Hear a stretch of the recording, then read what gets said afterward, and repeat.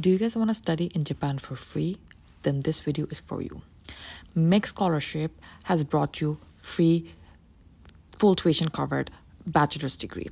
So, in order to be eligible for this, তোমাদেরকে A levels by HSC complete করতে হবে তোমাদের age limit হচ্ছে গিয়ে 17 to 24 years old and they prefer good academic results like top 10 to 15% of the class.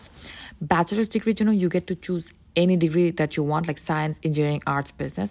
However, you don't pick the university directly at first. The placement happens after you pass the embassy screening and next approval.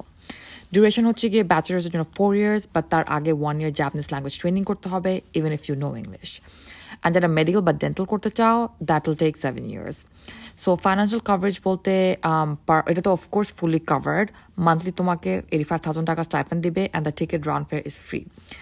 So you guys will have to give medical certificate লাগবে, interview লাগবে, and apply fast because deadline is in May 2025.